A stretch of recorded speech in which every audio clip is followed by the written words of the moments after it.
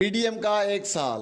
حسن جاوید لکھتے ہیں، P D M حکومت کو ایک سال ہو گیا ہے۔ اس دور میں ہر چیز انتہا کو چھو گئی، وہ سیاست کی بے رحمی ہو، عدلیہ کی بے حسی ہو یا بڑے گھر والوں کے نخرے۔ کسی سویلین حکومت کو اسٹیبلشمنٹ کی جانب سے اتار دینے والوں کا نوحہ پڑھنے والوں نے ایک سویلین حکومت کو چلتا کرنے کے لیے اسٹیبلشمنٹ سے ہاتھ ملا لیا، اور وہ یہ بات بھول گئے کہ بدترین جمہوری حکومت اچھی آمریت سے بہتر ہے۔ اور منطق یہ ہے کہ جمہوریت میں ادارے اور لوگ اپنی غلطیوں سے سیکھنے کے عمل میں رہتے ہیں اور آگے بڑھتے رہتے ہیں۔ سویلین لوگوں نے سویلین حکومت کو گرا دیا۔ اس ایک سال میں جو ہوا اس کا ایک مخصوص پس منظر ہے۔ نواز شریف کی پچھلی حکومت ٹھیک چل رہی تھی، کچھ ایشوز اسٹیبلشمنٹ کے ساتھ ضرور تھے، لیکن معاملہ نرم گرم ہی تھا۔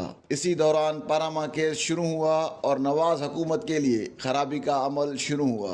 نواز شریف پر حملے شروع ہو گئے۔ چہرہ عمران کا تھا، نشانہ کسی اور نے باندھ رکھا تھا۔ نشانے باز کامیاب ہو گئے، عمران خان وزیر اعظم بن گئے یا بنا دیے گئے۔ پھر نواز کا جیل اور پھر لندن کا سفر شروع ہو گیا۔ اس دوران سیاست میں نفرت کا عنصر گہرا ہوتا رہا۔ پاکستان کی تاریخ رہی ہے جسے بغیر الیکشن کے نکالا گیا، لوگوں نے اسے دل میں نشست دے دی۔ نواز کا جھنڈا مریم نے اٹھا لیا اور اس نے اسٹیبلشمنٹ پر جارحانہ موقف اختیار کرنے کے لیے اس محاورے پر عمل کرنا شروع کر دیا کہ پاور پالیٹکس ٹو پاور۔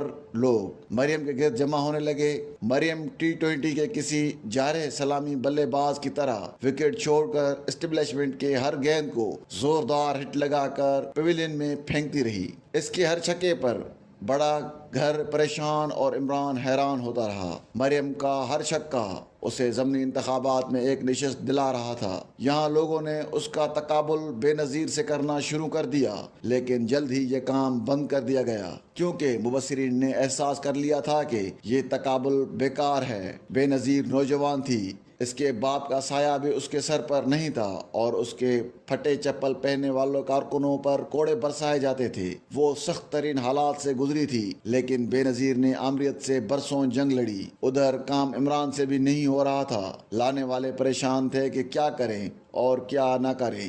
یہاں سے پھر طاقت سے بات کرتے ہی ہے کہ فارمولے پر عمل ہونا شروع ہو گیا۔ عمران کے برے دن شروع ہو گئے، جن کا اختتام تحریک عدم اعتماد اور حکومت کی رخصتی کی صورت میں ہوا۔ یہاں تک سب ٹھیک چلا، کیونکہ کسی بھی عدم اعتماد کی تحریک کے بعد راستہ فوراً انتخابات ہوتے ہیں۔ پی ڈی ایم کھال بچاؤ مہم پر لگ گئی۔ اس نے سارے قانون سازی بڑے لوگوں کے مفاد میں کی۔ نتیجے کے طور پر وہ عوام سے کٹ گئی اور رد شدہ عمران عوام میں مقبول ہوتا چلا گیا۔ جس وقت عمران کی حکومت گئی، اس وقت $190، افراط زر 12%، پیٹرول $150، آٹا 70 اور چینی $90 فی کلو تھی۔ لوگ مہنگائی کے ہاتھوں پریشان تھے۔ وہ نئی حکومت سے مہنگائی میں کمی اور زندگی میں بہتری کی توقع کر رہے تھے، لیکن ہوا اس کے برعکس۔ اب ڈالر $300 کے لگ بھگ ہے۔ اسی حساب سے دیگر اشیاء کی قیمتیں بھی ہیں۔ ان حالات میں صوبائی الیکشن، کیا قومی الیکشن بھی